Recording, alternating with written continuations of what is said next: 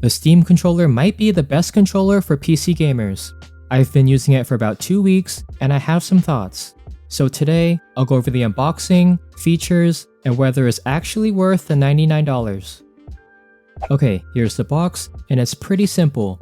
Brown with a silhouette of the controller, text on the sides, labels on the back, and pictures of what's inside on the bottom.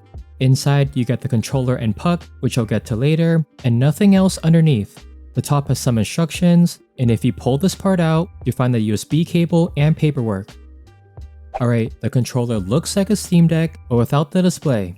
And I guess Valve made the layout similar, so if you switch from Steam Deck to PC, it feels more natural. When I first held it, it looked pretty big, but the middle part is taller than what I'm used to. Here it is next to the DualSense and Pro controller. It's a bit taller than both, but about the same width and thickness. The weight is pretty good too, about 290 grams. It's comfortable to hold, almost like a Steam Deck without the weight of the screen. Build quality is nice, but it feels a bit cheap compared to console controllers. If you're interested in the Steam controller, I'll leave a link in the description box below. So the layout is like a DualSense controller. You have your D-pad, face buttons, ABXY, symmetrical thumbsticks, and your L and R bumpers and triggers. You also get a few extra buttons like View, Steam, Menu, and Quick Access. There's even 4 grip buttons on the back. The face buttons feel solid. They're more mushy than clicky, and they have a nice satisfying press. The D-pad is similar, decent travel, and it works great.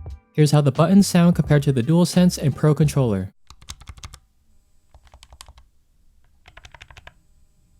The joysticks are symmetrical, which I prefer coming from PlayStation, but I know some people like asymmetrical ones like Nintendo and Xbox. But these thumbsticks have one feature that the big three don't: tunneling magnetoresistance, or TMR. I don't know the exact details, but these use magnetic fields instead of physical contact. So you basically never get stick drift on this controller. They're also more precise and energy efficient. Both thumbsticks also support capacitive touch for motion controls. And just like the Steam Deck, the thumbsticks have a glossy center, so they'll pick up more thumb oils and dirt. Trackpads are the biggest feature that set this controller apart. Joysticks measure tilt and how far you push it in one direction, but trackpads read finger movement just like a laptop. These are also pressure sensitive and have some nice haptic feedback when you glide your finger on them. Compared to the Steam Deck, the haptics feel more refined with a deeper sound. By default, the right trackpad moves your cursor, and the left trackpad is for scrolling.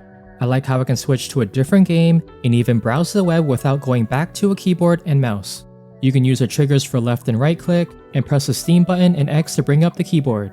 The Steam controller will probably work great at a TV setup and big picture mode. Before I talk about the back buttons, I want to show you this puck. It's small, about the same width of AirPods Pro, but half the height. It plugs in your PC via USB-A, and the puck has USB-C. And this little guy serves 2 purposes. 1, it's a wireless transmitter for low latency connection. And 2, it's a mini charging station. As soon as you bring the controller close to it, it'll snap right on. My only nitpick is that the puck should have had more weight for one-handed operation. The bottom has silicone, but maybe I could add some magnets so it can stick to my desk. Battery is rated at least 35 hours. I normally play it in 1 or 2 hour sessions and went the full week without needing to charge. In my testing, it lasted longer than the DualSense, and the puck made charging quick and easy.